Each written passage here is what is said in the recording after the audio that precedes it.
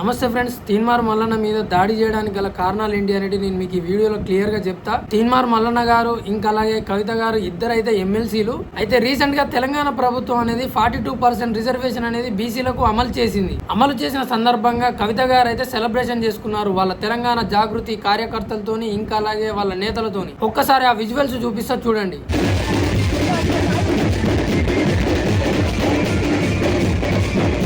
అయితే తీన్మార్ మల్లన్న ఈ సెలబ్రేషన్స్ పై కవిత మీద మాతో కంచం పొత్త మంచం పొత్త అనే వ్యాఖ్యలు చేశాడు. ఒక్కసారి మీరే వినండి. ముఖ్యమంత్రి గారు ఆర్డినెన్స్ ఇస్తున్నామని ఆయన నిర్ణయం తీసుకోగానే కల్వకుంట్ల కవిత గారు ఆమె రంగులు గులాలు పూసుకుంటా ఉంది. బీసీలకు 42% ఆర్డినెన్స్ వస్తే నీకేం సంబంధము? నువ్వు బీసీయా? నీకు నాకేమైనా సంబంధమా? కంచం పొత్తుందా, మంచం పొత్తులు ఉన్నాయా మనకేమన్నా? నువ్వు పండుగ చేసుకునేది మాకు అర్థం కాదు. అయితే ఇలా వ్యాఖ్యలు చేసినందుకు తెలంగాణ జాగృతి కార్యకర్తలు ఇంకా అలాగే నేతలు అయితే తీన్మార్ మల్లన్న ఆఫీస్ మీద అయితే దాడి చేశారు.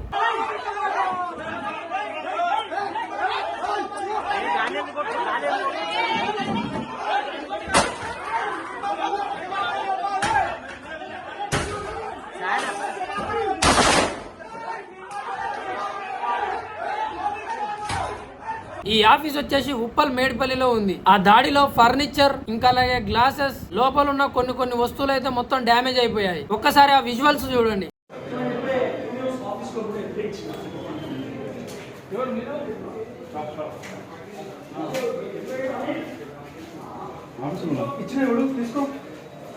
అయితే ఈ దాడి చేసే సమయానికి ఉప్పల్ పోలీసులకు అయితే కంప్లైంట్ చేశారు. ఈ సమయంలో కొంతమందికి గాయాలయ్యాయి, ఇంకా అలాగే తీన్మార్ మల్లన్నకు కూడా గాయాలయ్యాయి. ఇలా వచ్చిన తెలంగాణ జాగృతి కార్యకర్తలు ఇంకా అలాగే నేతలను ఆపడానికైతే తీన్మార్ మల్లన్న గన్మెన్ అయితే 5 సార్లు ఫైరింగ్ చేశాడు.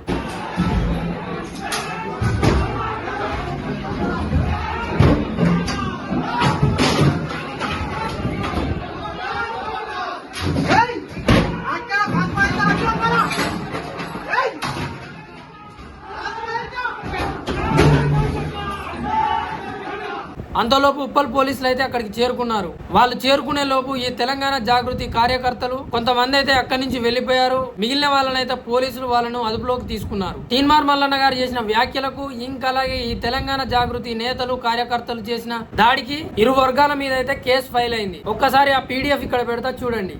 ఇంకా అలాగే మన ఛానల్ సబ్స్క్రైబ్ చేసుకోకుండా సబ్స్క్రైబ్ అయితే చేసి పెట్టుకోండి.